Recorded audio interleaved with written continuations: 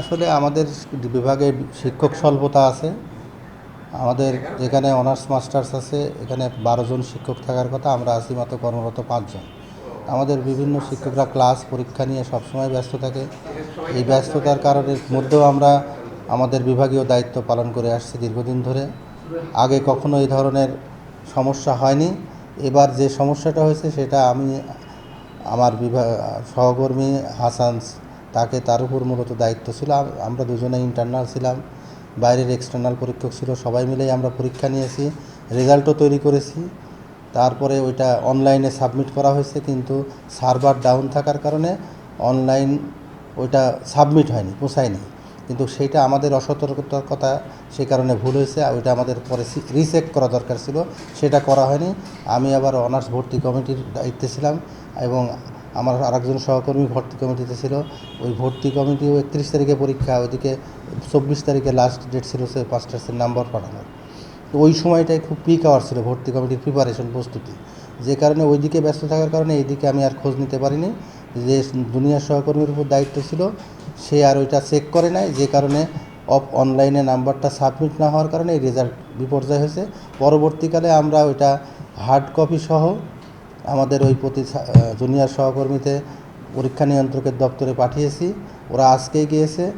আমি পরীক্ষা নিয়ন্ত্রকের দপ্তরে কথা বলেছি, তারা আমাদেরকে আশ্বস্ত করেছে, আশা করা যায় এই রেজাল্টটা ঠিক হয়ে গেছে। এবং অলরেডি আমরা তথ্য পেয়েছি এবং তারা অলরেডি আজকেই, এই যে এখনই ফোনে কথা হলো, তারা অলরেডি অ্যাকসেপ্ট করেছে। মার্কস 2-1 দিনের মধ্যেই, হয়তো সপ্তাহখানেকের মধ্যেই আমাদের এই রেজাল্টটা চলে আসবে। ফলে এটা নিয়ে উদ্বিগ্ন হওয়ার আর ছাত্রছাত্রীদের কোনো কারণ নাই।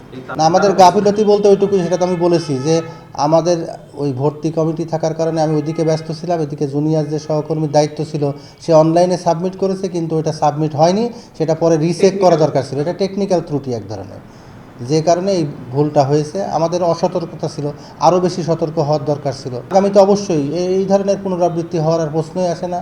আমরা আরও বেশি সতর্ক হবে, এটা আমাদের জন্য একটা শিক্ষা। ভবিষ্যতে এই ধরনের ঘটনা ঘটবে না, আমি কথা দিতে পারি। ওয়ালটন আবারও মিলিনিয়ার অফারে ওয়ালটন ফ্রিজ কিনে আপনিও হয়ে যেতে পারেন মিলিয়নিয়ার। মিলিনিয়ার ছড়াছড়ি দেশ জুড়ে, এটা শুধু ওয়ালটেনই পারে। 2022 সালের মাস্টার শেষ বর্ষ পরীক্ষা জাতীয় বিশ্ববিদ্যালয়ে প্রকাশিত হয়েছে গত 4 জুন এবং 5 তারিখের থেকে গতকাল পর্যন্ত কলেজ এবং বিশ্ববিদ্যালয় বন্ধ ছিল। প্রতিটা পরীক্ষার ফলাফলের সময় 2-4-5 জনের কিন্তু ফলাফল কোনো না কোনো গ্রাউন্ডে সমস্যা কিছু হয়। বিশ্ববিদ্যালয় একটা সময় দেয়, সেই সময়ের পরে সেটা আবেদন বা সেই পেপারস যথাযথভাবে সাবমিট করলে তাদের রেজাল্ট ঠিক হয়ে যায়। চলতি বছরে কেমিস্ট্রিতে আমাদের কেমিস্ট্রির ছাত্রদের যে ঘটনাটা ঘটল, এটা আসলে দুঃখজনক। এখন ওই সময় আমাদের পক্ষে যেহেতু কলেজ বন্ধ হয়ে গেল, আমরা বিষয়টা কি হয়েছে আমরা তাৎক্ষণিকভাবে বিভাগীয় প্রধান এবং অন্যান্য সংশ্লিষ্ট শিক্ষকদেরকে ডেকে পাঠিয়েছি বসে। যতটুকু আমার কাছে তথ্য আছে, এটা এখনও তদন্তাধীন বা কিছু কাজ চলছে। সেটা হলো যে মার্ক যখন পাঠানো হয়, পরীক্ষা যথাযথ গ্রহণ করা হয়েছে, অভ্যন্তরীণ এবং বহির পরীক্ষক তাদের সিগনেচার সম্বলিত মার্কশিট আমি দেখছি, এই ঘটনার পরে দেখছি। বিভাগীয় প্রধানের বক্তব্য হলো যে সার্ভারের সংকট, মাঝে মধ্যে এটা হয় আমাদের অ্যাডমিট কার্ড ডাউনলোড করার সময়, পাঠানোর সময়, জাতীয় বিশ্ববিদ্যালয়ের ঘটনা কিন্তু নিত্য নৈমিত্তিক ঘটনা।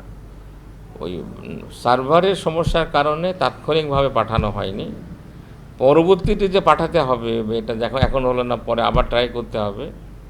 কোনো কারণে এই বিভাগীয় শিক্ষকদের কিছু অসতর্কতার বিষয়টা ঘটছে বসে।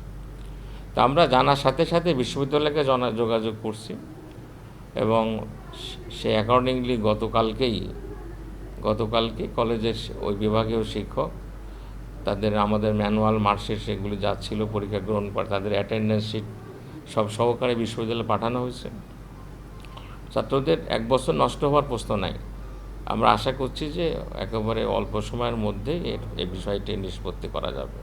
তাদের মার্ক যথাযথভাবে সেখানে ইনপুট দিয়ে তাদের মার্ক ফলাফল তারা পেয়ে যাবে আশা করছি আমরা। তাদের দায়িত্বে অবহেলার কারণে তাদের প্রতি যতটুকু ব্যবস্থা গ্রহণ করা, সেটা আমরা প্রশাসনিকভাবে সেটা আমরা নিচ্ছি এবং নেব।